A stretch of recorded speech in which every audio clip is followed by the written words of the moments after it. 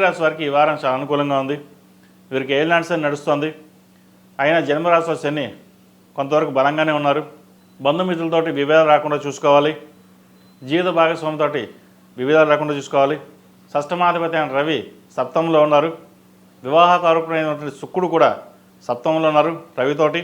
జీవిత భాగస్వామితో మాట వచ్చే అవకాశం లేకపోలేదు. వాటి విషయంలో జాగ్రత్త వహించాలి.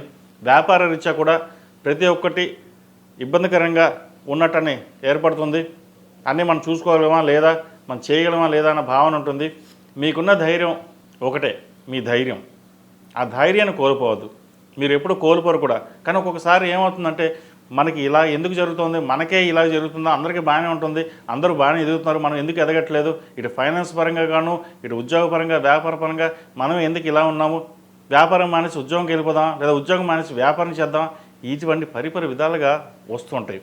వ్యయంలో రాహు ఉన్నారు, 6 కేతువు, ద్వితీయ దశమాధిపతి అయిన కుజుడు భాగ్యంలో ఉన్నారు. భూ సంబంధించిన వ్యవహారాలు మీకు చక్కగా ఉన్నాయి. ఎప్పటి నుంచో సేల్ కానటువంటి భూమి ఏదైతే ఉందో అది సేల్ అవ్వడం, కొంతవరకు అప్పులు తీర్చడం జరుగుతుంది. ఏదైనా సరే అప్పులు తీర్చేసి ప్రశాంతంగా ఉండాలని ఏదైతే ఉందో అది నెరవేరుతుంది. సంతానపరంగా కాస్త ఇబ్బందులు ఏర్పడుతుంటాయి. సంతాన విషయంలో జాగ్రత్త వహించాలి. ప్రతి ఒక్కటి సామరస్యంగా పరిష్కరించాలి తప్పితే కానీ గొడవతోనో భయపెట్టో మటుకి చేయవద్దు. బంధువర్గం మనకొద్దు, ఎవరు మనకొద్దు, నాకు నేనుగానే ఉందనే ఒక వైరాగ్యానికి వచ్చేస్తారు. జీవితం ఎటుపోతుందో, ఎలా పోతుందో, అసలు జీవితం ఇలాగనే ఉంటుందా అనే భావన కూడా మీకు ఎక్కువగా ఉంటుంది. ఒక్కోసారి ఇవన్నీ వదిలేసి సన్యాసం తీసుకుందాం అనే భావన కూడా ఎక్కువగా ఉంటుంది. ఇది అందరికీ కాదండి, కొంతమంది మటుకే. నడుస్తున్న దశలు బట్టి దీన్ని బట్టి ఉంటుంది తప్పితే కానీ మిగతా ఇతరులు బట్టి ఉండదు. ఏదైనా సరే వారి జాతకాన్ని బట్టి, వారి గ్రహస్థులను బట్టి, గోచారాన్ని బట్టి, నడుస్తున్న దశలు బట్టి వారికి ఉంటుంది. కొంతమందికి ఏలినాటి శని రాజయోగం ఉంటుంది, కొంతమందికి ఇబ్బందికరంగా ఉంటుంది. అది అందరికీ ఇలాగే ఉంటుందని కాదు. మీన రాశి వాళ్ళు కొన్ని కోట్ల మంది ఉంటారు. ఆ కోట్లలో నేను ఒక్కని చెప్పి ఎప్పుడు అనుకోవద్దు. కొన్ని కోట్లు నేను కాదు, అది పక్కవాడు అని అనుకోండి, మీరు బాగుపడతారు. అంతేగాని ఇదే నాకేలాగే జరుగుతుంది, నాకేదవుతుందని చెప్పేసి అనుకుంటే మటుకి పొరపాటు. ఒకసారి ఇబ్బందులు ఉంటాయి. ప్రతి మనిషికి ఎదగడం ఉంటుంది, తగ్గడం ఉంటుంది. గ్రాఫ్ అనేది ఎప్పుడు ఒకేలా ఉండకూడదు. ఎత్తు ఫలాలు ఉంటేనే జీవితం సాఫీగా ఉంటుంది. మీరు కోపాన్ని అణుచుకుని సాధ్యమైనంత ప్రశాంతంగా ఆలోచించి నిర్ణయాలు తీసుకోవాలి.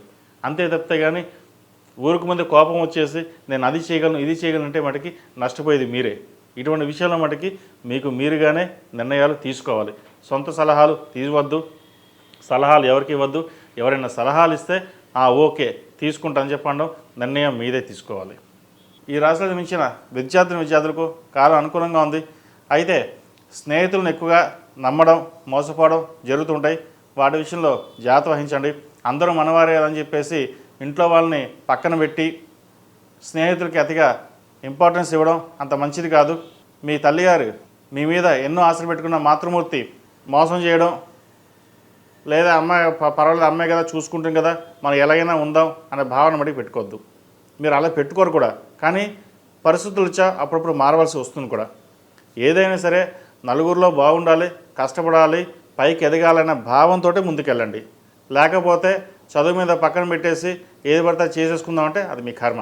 ఇది అందరికీ కాదు, కొంతమందికి. ముఖ్యంగా విద్యార్థులకి చెప్పదలుచుకుంది ఏంటంటే విద్య మీద కాన్సన్ట్రేషనే పెట్టండి. తల్లిదండ్రులు కష్టపడి, ఆహారనితలు కష్టపడి మీకోసం తిండి తిప్పలు మాని చదివిస్తున్నారు. అలాంటప్పుడు మనం ఏం చేయాలి? చదువు తప్ప ఇంకోటి కాదు. అది స్నేహితులు ఇవాళ ఉంటారు, రేపు పోతారు. కానీ ఇవాళ చదువు మానేస్తే రేపు మళ్ళీ రమ్మని రాదు. వాటి విషయంలో మనకి జాగ్రత్త వహించండి. 4 ఏళ్ళు సుఖపడితే 40 ఏళ్ళు కష్టపడతారు. ఏదైనా అంతిమ నిర్ణయం మీ చేతిలో ఉంటుంది. కాబట్టి విద్యా విషయాల పట్ల ఎటువంటి ఇబ్బంది లేకుండా వాతావరణం చోటు చేసుకునే విధంగా మీరు వ్యవహరించాలి. విద్య మీద కాన్సన్ట్రేషన్ పెట్టండి. అందరికంటే మంచి చదువులు చదివి పైకి వస్తారు. చిన్న డిస్టర్బెన్స్ ఉంది, అదే తప్ప ఇతరత విషయాలు అన్నీ బాగున్నాయి. ద్వితీయాధిపతి భాగ్యాధిపతి అయిన కుజుడు అష్టమంలో ఉన్నారు. ప్రేమ వివాహాలకి కాస్త దూరంగా ఉండడం, ఇదే భ్రమ, ఇదే మాయ అనే మాయ ప్రపంచంలో బతకకుండా ప్రాక్టికల్గా ఉండడం చెప్పదగినది. ఉద్యోగం చేసే టైంలో ఉద్యోగం చేయాలి, చదువుకునే టైంలో చదువుకోవాలి, వివాహం చేసుకునే టైంలో వివాహం చేసుకోవాలి.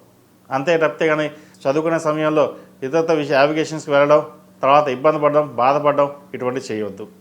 అదేవిధంగా ఈ రాశిలో జన్మించిన స్త్రీలకు వృత్తి ఉద్యోగ పరంగా, వ్యాపార పరంగా సానుకూలంగా ఉంటుంది. జీవిత భాగస్వామితోటి విభేదాలు రాకుండా చూసుకోవాలి. మాట మాట పట్టింపులు వచ్చే అవకాశం కూడా లేకపోలేదు. ప్రతిదీని సామరస్యంగాను ఉండడం చెప్పదగినది. వ్యాపార రీత్యా కూడా అనుకూలంగా ఉంటుంది. కోర్టు వ్యవహారాల కాస్త ఇబ్బందికరంగా ఉంటాయి. సామరస్యంగా ఏదైనా పరిష్కరించుకుని వెళ్ళడానికి ప్రయత్నం చేయడం తప్పితే కానీ అన్నీ మనకే తెలుసు, మనమే ముందుకు వెళ్దాం, చెప్పిందే వేదం అన్నమాటికి వెళ్ళకండి. తద్వారా మీరే నష్టపోతారు తప్పితే కానీ అందరూ బాగానే ఉంటారు.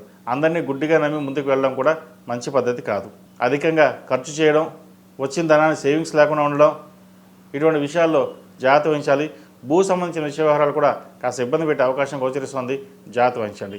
ఈ రాశి వారికి ఏలినాటి శని నడుస్తుంది. ప్రతిరోజు ప్రతినిత్యం శనికి తైలాభిషేకం చేయించడం, కాలభైరవ అష్టకం పఠించడం, కాలభైరవ రూపం మెడలో వేసుకోవడం చెప్పదగిన సూచన. ఈ రాశిలో జన్మించిన వారికి కలిసి వచ్చే సంఖ్య 2, కలిసి వచ్చే రంగు బ్లూ. ఏదైనా పని మీద బయటకు వెళ్ళేటప్పుడు ఆదివారం కానీ గురువారం కానీ వెళ్ళండి, మంచి ఫలితాలు సంప్రాప్తిస్తాయి. శ్రీ గురుభ్యో నమః. మహాగణాధిపతే నమః. శివాయుగురి నమః.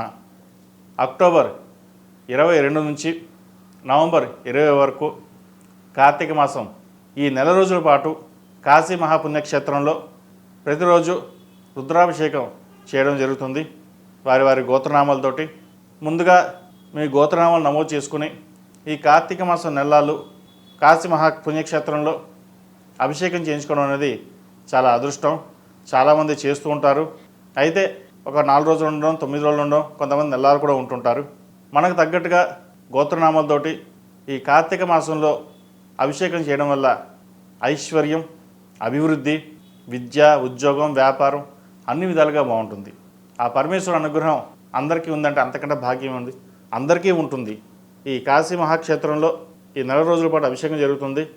వివరాలు 8466932223, 7731881113, 8466932225 నంబర్ను సంప్రదించండి.